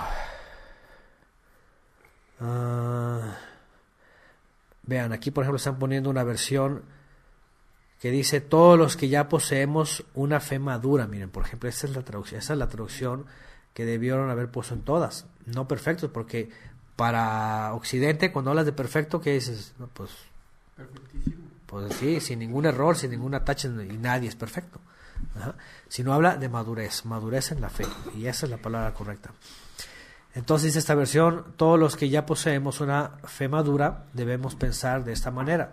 Si en alguna cosa ustedes piensan de otro modo, Elohim les hará ver esto también. Ahí está. De tal manera que todos vamos madurando para comprender la misma cosa que el Padre quiere decir a través de la Escritura, a través del Mesías finalmente. 16, pero en aquello a que hemos llegado, dice, sigamos lo mismo. Ahí está. ¿Sí? No rompiendo, vean, eso es muy importante, pero en aquello a lo que hemos llegado, dice, sigamos lo mismo. Eso es muy importante ahora porque el Todopoderoso con su presencia nos va mostrando la Escritura y nos va guiando.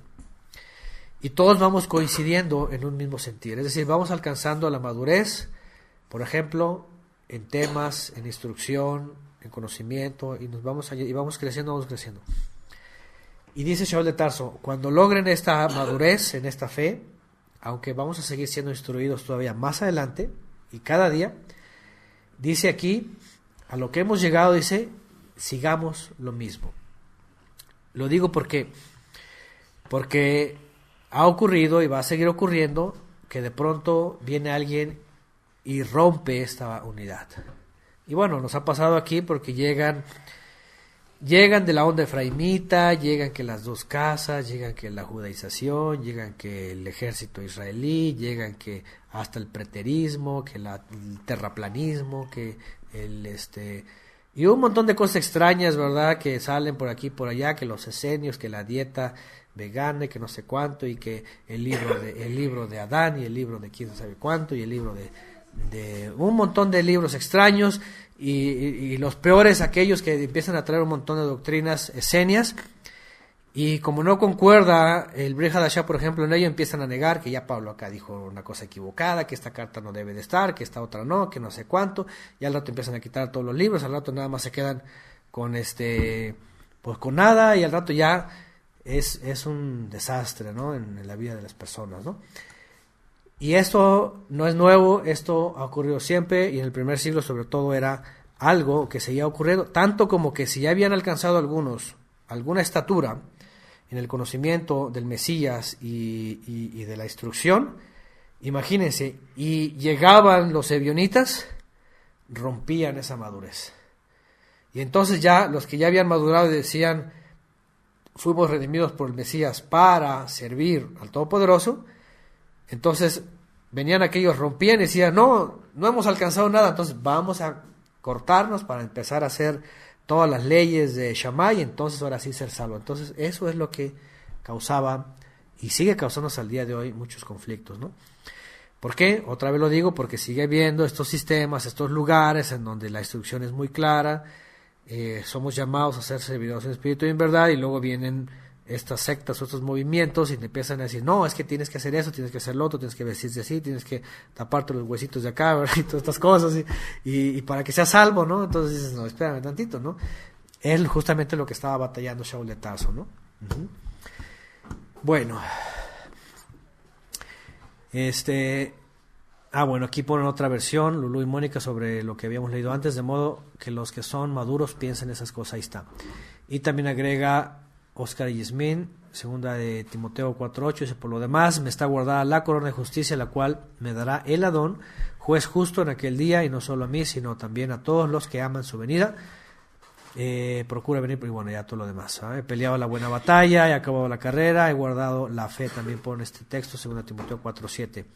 Ahí está, 7 y 8. Entonces Shaul de Tarso hablaba en ese sentido, prosigamos, crezcamos. Él, aunque decía, no he sido perfeccionado, pero hemos alcanzado cierta madurez, permanezcamos en ella y prosigamos. Constancia, sí, avanzar. Bueno, hasta en el mundo, los que entran a los sistemas de formación académica es eso, constancia, crecimiento y avanzar, y hasta, si eso enseñan allá, imagínense cómo no lo vamos a hacer en la fe, ¿no? Y en el conocimiento de la palabra, ¿no? Y va a ir concluyendo en esta primera parte, dice 17, hermanos, sed imitadores de mí y observad a los que así se conducen según el ejemplo que tenéis en nosotros. Y aquí pone, como les decía al principio, de una manera, habiendo alcanzado cierta madurez y habiendo alcanzado esos años de aprendizaje, de fortalecimiento y todo lo que había vivido Shaul de Tarso, se atreve a ponerse como ejemplo, sed imitadores de mí, pero también dice, y observad a los que así se conducen según el ejemplo que tenéis en nosotros. Y él no solamente a sí mismo, sino cuando dice en nosotros, en aquellos emisarios o todos los que participaban de la palabra, que fueran como un ejemplo para todos los demás. Porque a final de cuentas, Shaul de Tarso mismo dice que él imitaba al Mesías, y él quería llegar incluso tanto hasta morir de la misma forma, ya lo dijo líneas atrás. Y dice, porque andan muchos de los cuales frecuentemente os decía, y ahora hasta lo digo llorando, que son enemigos de la muerte del Mesías, cuyo fin es la perdición, cuyo Dios es su vientre, vean, y su orgullo está en la vergüenza, o su gloria, bueno, es esta versión así, los cuales piensan solo en lo terrenal. Y aquí va a entrar en otro tema que tiene que ver, en otro tema dentro de la buena nueva, en la redención, que tiene que ver con la esperanza, tiene que ver con cuál es nuestro objetivo con todo esto, con comprender al Creador, con entender sus mandamientos, los principios, avanzar, crecer, no sujetarnos a sistemas, a hombres, a lugares, sino en la búsqueda del Creador y el crecimiento del conocimiento de Él. Finalmente, ¿cuál es el objetivo? Porque para los judaizantes, por ejemplo, y hoy lo vemos de la misma forma, para muchos grupos, todo lo que hacen, independientemente de las herejías que lleguen a enseñar o lo que sea, o las formas que practican en sus sectas, o estos lugares, ya saben, tienen también objetivos, ¿cierto? Por ejemplo, en el mesianismo e incluso en el cristianismo dispensacionalista, con todo y lo que crean Trinidad o no, y todo lo que hagan en sus templos y vayan, y los días que vayan y cenen las santas cenas a los días que se las den y todo lo demás, finalmente el propósito de ellos, ¿cuál es? Para la gran mayoría es pasar la tribulación, ser hallados dignos para el milenio. La gran mayoría, eso, desde el judaísmo hasta el cristianismo, para todos ellos es llegar al reino. Ustedes se ponen a ver a los mesiánicos, por ejemplo, y empiezan a hablar que la casa de Judá y que la restauración de las casas y que entonces van a subir a Jerusalén, todos agarrados de la mano, cantando la Hatikvá para construir el templo y todos habitar en el Negev y no sé cuántos millones se van a meter en el Negev y todos van a hacer, ¿verdad? Y van a estar las tribus perdidas y van a estar encontradas. Dice Shaul de Tarso, interesantemente dice, que andan muchos de los cuales frecuentemente os decía, y hasta ahora lo digo, llorando, ahora es todo lo contrario, son enemigos de la muerte del Mesías, de su sacrificio, su corbán, cuyo fin es perdición, cuyo Dios es su vientre, es decir, agradándose nada más a ellos. Y dice, su orgullo está en la vergüenza, los cuales piensan solo en las cosas terrenales. Y ya habló hace rato de los que agradan la carne, de las cosas de aquí abajo, de lo literal, de lo que se ve, de lo que se toca, de lo que hacen, de todos los ritos, todo esto. Y lo menciona Shaul de Tarso porque hay una gran diferencia. Hay una gran diferencia entre entre estas formas de pensar terrenales, porque otra vez, sus lugares, sus ritos, sus días, lo que hacen, lo que creen, los que se cortan, todas estas cosas, tienen por lo regular, si no es que siempre, un propósito terrenal, todo aquí abajo. Pero Shaul de Tarso dice, pero no nosotros todo lo contrario, dice. Entonces dice, de ellos, los cuales piensan solo en lo terrenal. Y agrega en el verso 20, porque nuestra ciudadanía está en los cielos, en donde aguardamos ardientemente al Salvador, al Adón Yeshua el Mesías. Ahí está. Entonces, por otro lado, todo lo que se enseña en la mayoría de los lugares aquí abajo, es decir, en este tiempo y en estos lugares, adoctrinados, todo para ellos va a resultar en un milenio físico, en un templo futuro, en ritos otra vez, en más sacrificios, en todo eso. Y Shaul de Tarso dice, no tiene nada que ver con cuestiones aquí abajo, sino arriba, nuestra ciudadanía está ahí arriba. Pues sería volver a lo mismo, sería echarle de reversa, ¿no? A lo mismo, lo que era antes, el templo, los reyes, los sacrificios, o sea, sí, básicamente es retroceder. Pero en el caso del creyente dice no, dice lo que nosotros esperamos está arriba, nuestra ciudadanía está arriba en los cielos, donde aguardamos, dice, ardientemente al Salvador, al Adón Yeshua. Ahora, aquí Shaul de Tarso, como lo vamos a ver también más adelante en la carta a los tesalonicenses, habla del regreso del Mesías. Ya hemos hablado que para ellos, por supuesto, el anhelo era que ya regresara. Incluso se empezó a difundir que estaba pronta su venida. Pronta su venida, y muchos en el primer siglo le querían ver ya de regreso. Por supuesto, como todos en cada generación le quieren ver. No entendiendo todavía, porque eso en la medida del tiempo se les fue revelando, que estaba apenas entrando el tiempo de las naciones. Y que habría que esperar el tiempo de las naciones, todo nuestro tiempo, esos 2000 años, para que se cumpliera la profecía que se le fue dada, o la bendición que se le fue dada a Abraham, de que por medio de su simiente que iban a ser, es decir, el Mesías más bien manifestado en su simiente, en su descendencia, iban a ser bendecidas todas las familias de la tierra. Entonces, estamos en proceso de esto.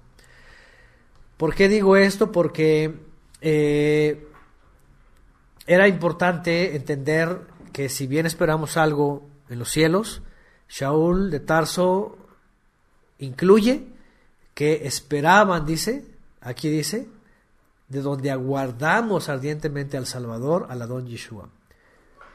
O sea, dice, nuestra ciudadanía está en los cielos, de donde aguardamos ardientemente al Salvador, es decir, esperamos, ¿sí? Le volveremos a ver, porque él lo dijo, que iba a volver a regresar. ¿Por qué lo digo esto otra vez? Porque de pronto empezaron a salir algunos sectarios ahí del Qumran y de cosas extrañas, y empezaron a decir que la segunda venida era un invento de hombres, que alguien lo inventó, que no va a regresar, o que si regresó ahí en secreto y anduvo por ahí escondido en el año 70 y nadie le vio, pero aquí está, y que todas esas cosas, ya saben, el preterismo. Pero pues nada que ver, o sea, en la escritura aparece, desde las palabras del Mesías, dijo que se le iba a ver, que todo hijo le iba a ver, que iba a aparecer en los cielos con los malajim de su esplendor, etcétera, etcétera, visible totalmente, hasta Apocalipsis, que se le ve, es decir, se le aguarda pues este regreso majestuoso. ¿Ajá? No es una cosa invisible, no es una cosa secreta, no es algo que ya pasó y nadie se dio cuenta, no, sino ya desde entonces era la esperanza, por supuesto, que desde el Mesías él mismo enseñó, ¿no? Pero agrega pues que la ciudadanía está en los cielos, no aquí abajo. Otra vez, y dicho sea de paso, en el primer siglo, para ellos era para los religiosos era hacer proselitismo de su nación, ¿sí? Y cuando venían los gentiles decían, ahora vamos a ser judíos. Entonces Pablo por eso dice, Shaul de Tarso por eso dice, no se trata de una ciudadanía acá abajo, no se trata de pertenecer a una religión, no se trata de todo esto, como ya lo vimos hace 2 Shabbatot en la clase de Torah, no tiene nada que ver con una nación terrenal, y mucho menos que tiene ejército, que tiene geografía, que tiene todas estas cosas, no, sino una ciudadanía celestial. Dice, porque nuestra ciudadanía está en los cielos, donde aguardamos ardientemente al Salvador, al Adón Yeshua, el Mesías, el cual, vean, transfigurará el cuerpo de la humillación nuestra para que sea semejante al cuerpo del esplendor suyo, según la eficacia del poder con el cual él también puede someter a sí mismo todas las cosas. Y con esto todavía, ¿cómo se dice? Le da la dimensión que cada creyente debe de escuchar de lo que es el fin de la redención. Vean, transfigurar el cuerpo. A ver, vamos a ver otras versiones. Transformará, transfigurará. Bueno, solamente cambiará. Aquí hay 3 palabras. Transfigurará, cambiará, transformará. En la versión del lenguaje sencillo dice, pues él cambiará nuestro cuerpo miserable. Biblia del lenguaje sencillo dice, nuestros débiles cuerpos serán destruidos, pero él los transformará. Transformará, transfigurará. Todas las versiones coinciden en lo mismo. ¿qué es? Un cambio. Un cambio físico. Un cambio, más bien de lo físico a lo espiritual.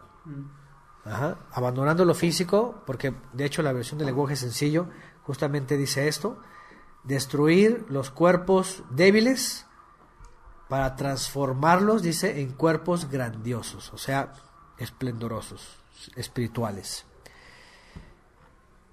No hay problema. La gran mayoría de las versiones, bueno, usan solamente 3 palabras, pero todas refieren a lo mismo: cambiar de forma. Es más, si vamos al griego, vamos a ver la palabra que usaron en el griego, y tiene que ver con metanoia también, cambiar de forma. A ver, vamos a ver dónde está el diccionario. Dice metasgematizo, derivado de transfigurar o disfrazar, figurativamente aplicar, a ver, presentar, transformar, disfrazar, ejemplo, poner un ejemplo, como ejemplo, transformar. Bueno, ¿por qué les digo esto? Porque cuando Shaul de Tarso, interesantemente, vuelve al punto de que los ebionitas, los mutiladores, los que agradan al cuerpo, los que están viendo las cosas de abajo, los que están nada más juzgando aquí abajo, cómo se ven, qué hacen, qué no hacen, si se cortaron o no se cortaron, dice, esos solamente esperan las cosas de abajo.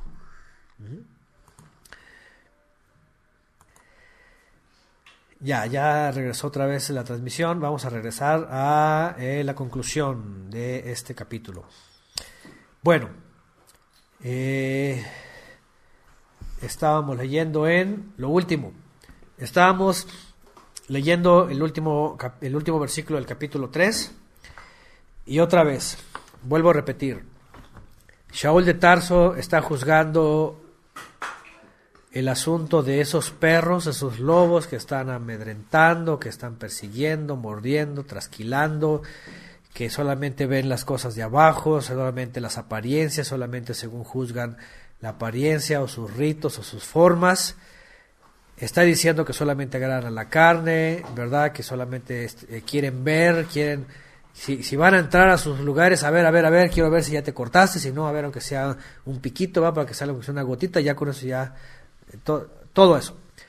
Eso lo traslada Pablo de Tarso a decir, esos esperan y confían en una ciudadanía terrenal, esos están esperando nada más en las cosas de abajo, en las cosas físicas, etcétera, como el día de hoy, esperando una tierrita ya en el Negev, un templo, sacrificios, todo esto. Pero lo más interesante es de que, haciendo esta comparación, pues, lo que Shaul de Tarso está diciendo es, pero nosotros no. Nuestra esperanza está en los cielos, nuestra ciudadanía está en los cielos, y nuestra esperanza está en el retorno del Mesías. Y ahí va. No solamente para aquellos que piensan en el futurismo, porque hasta en el mesianismo se predica que hay futurismo, hay un milenio, un templo y todo eso, y que van a seguir como están, van a ser carne y sangre y huesos, y van a tener relaciones, y van a tener hijos, y van a tener descendencia, todo esto. Tanto para esto, Shaul de Tarso aquí contradice eso, también como para los preteristas, que dicen que ya vino, que aunque ningún ojo le vio, que llegó escondido, espiritual, y que es el espíritu que anda por aquí y por allá, y que no sé qué, que está en los corazones. Hasta también a los preteristas los pone en su lugar. Por eso ya muchos están diciendo, no, que Pablo no, que fue falso, que ya le están quitando todas sus palabras, sus cartas, ya, obviamente, ¿por qué? Porque la esperanza, y que no lo dice Pablo solamente lo repite, es Yeshua el que lo enseña. Dice que en aquel día que Él se manifieste, dice, seremos transformados. Dice, seremos como los malachim de Elohim. Es decir, dejaremos esta condición terrenal, este cuerpo, estos huesos, esta sangre, estos músculos, si es que hay, ¿va? Vamos, dejaremos este cuerpo terrenal y seremos, de hecho la Biblia en lenguaje sencillo dice, será destruido este cuerpo terrenal y seremos transformados en cuerpos grandiosos, celestiales. Es decir, no puede venir alguien a decir muy jactanciosamente, ya vino, ya somos transformados, ya somos como los ángeles, ya somos perfectos, ya no hay muerte, ya no hay nada. Es una locura decir de veras todas esas incongruencias. ¿Por qué? Porque seguimos en nuestros cuerpos terrenales y no ha venido la redención final. Y por otro lado, tampoco podemos decir que cuando Él regrese apenas va a empezar el milenio y el templito y los sacrificios y a multiplicarse. ¿Por qué? Porque no, porque Yeshua mismo enseñó a aquellos saduceos que le preguntaban sobre la resurrección y les dijo en el día de la resurrección, dice, no se van a casar, no serán como mortales, no tendrán pareja, no van a tener hijos, seréis como los malachim de Elohim. Es decir, es muy claro, y no solamente en esa escritura, Yeshua lo enseña, Shaul lo enseña también en otras, en Apocalipsis, en todo el tiempo se está hablando de la esperanza celestial, de la ciudadanía celestial, del ministro celestial, de la muerte y la esperanza en la resurrección, el día de la transformación, el día en que todos seremos como los malachim. Y que los que no lleguen a la redención, pues finalmente también van a llegar a la perdición, porque en aquel día ya no habrá maldad. Es una locura eso del preterismo de que ya vino, ya estoy ahorita y tú ves cada locura en el mundo, o sea, ves asesinatos, ves gente que se descuartiza, ves cabezas allá colgadas por los narcos, ves toda esa maldad, entonces no es posible, o sea, ¿cómo de que ya vino y cómo que ya vivimos en los cielos nuevos y la tierra nueva? Es una locura. Entonces, por supuesto que más bien está llegando al colmo la maldad de las naciones y que está próximo más bien el juicio final, ¿verdad? Para esta vida. Entonces Shaul de Tarso es muy claro sobre lo que esperan los terrenales y muy claro lo que nosotros esperamos los celestiales, ¿sí? Y sobre todo esta palabra, pues, transfigurar. Esta versión usa la palabra de la transfiguración, de mostrar una forma celestial, una forma diferente. Hay otras que usan la palabra transformar y otra la palabra cambiar. ¿Ah? Y quiero leer solamente lo primero del capítulo 4 porque tiene que ver con lo mismo, el primer verso. Capítulo 4, verso 1, solamente para completar lo que está escribiendo Shaul de Tarso en el 3. Así que, hermanos míos, amados y ardientemente deseados, gozo y corona mía, manteneos así firmes en el Adón, amados míos. Es decir, aunque aquí ya lo pusieron en otro capítulo, pues básicamente tiene más conexión con el anterior, que después de escribir todo eso, después de decirnos qué es lo que esperamos, que está arriba, que el Mesías supervisa, que el Mesías nos dirige, que el Mesías nos pastorea, que cuidado con los perros, cuidado con los amedrentadores, cuidado con los mordelones y todas estas cosas, termina con esto. Así que, hermanos míos, amados y ardientemente deseados, gozo y corona mía, está hablando también de ser partícipe de ellos, en la fe de ellos, en la salvación de ellos. Dice, manténganse así firmes en el Adón, amados míos. Es decir, con este tiempo, días, meses, años, madurez, lo que hayamos alcanzado y lo que hayamos entendido en el caso de la enseñanza del Mesías, de todo lo que explican sus emisarios, dice, manténganse así, no se desvíen, no vengan y les rompan el pensamiento, les cambien de pensar, los sometan, los vayan a confinar a sistemas religiosos, o se vayan a desviar, o le echen de reversa, o se desvíen con cosas tan extrañas. Dice, no, manténganse, dice, firmes en el Adón, ¿verdad? Y porque pues Él es la roca en el cual estamos sostenidos, Él es la columna, Él es la base, Él es la Torá, es la palabra viviente, Él es el pastor, Él es el ministro, Él es el guía, Él finalmente es el camino, verdad y vida para llegar al Padre. Entonces no podemos movernos de ahí y empezar a seguir lo que no es camino, verdad y vida. Porque para hoy día han salido muchos más falsos mesías. De por sí está el Jesucristo romano, ¿no? Grecolatino. Ya de por sí está ahí el Jesucristo falso mesías. Pero ahora ya resulta que te empiezan a meter mesías mesiánicos, mesías yagüistas, mesías efraimitas, mesías judiosionistas, te empiezan a meter mesías enoquianos, mesías esenios, mesías de farisaicos, mesías del rabinismo, de todo, todos dicen que es de ahí y nada tiene que ver. El Mesías, y lo dice aquí Shaul de Tarso bien claro, es celestial, ¿verdad? No es religioso, no es fariseo, no es Mesías terrenal, no es Mesías como el judaísmo lo espera, ¿verdad? Que espera un tipo Alejandro el Magno conquistando el mundo. Ese no es, esos son falsos mesías.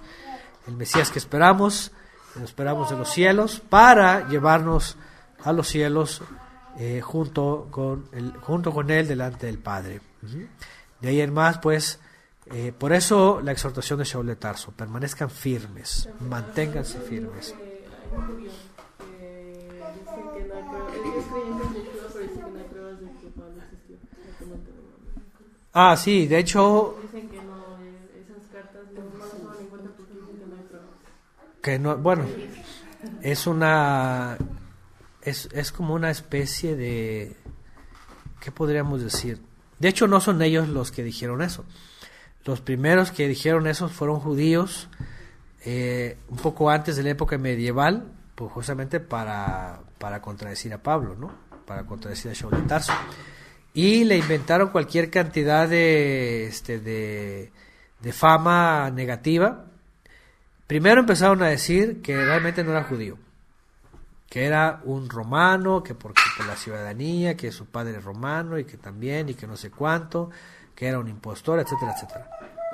De hecho, porque en el Talmud se aparece, o aparecía, porque después, ¿verdad? Lo borraron. Pero después salieron con que no existió. Después empezaron a cambiar y empezaron a decir cualquier cantidad de cosas, ¿no? ¿Por qué? Obviamente, pues porque los ebionitas, como traían ya este pleito, pues no solamente lo difamaron, y después dijeron que no existía. Pero lo más increíble es de que todas estas cartas, y como lo hemos visto a detalle, ni contradicen al Mesías, ni contradicen la Torá, ni dicen algo diferente, ni están inventando una religión, ni están cambiando nada, ni nada de lo que la gente dice, de los detractores dicen. Ajá. Claro, han sido mal interpretadas, pero tanto que las mismas cartas dan testimonio coherente pues de un individuo, es decir, no pudieron haberlas inventado.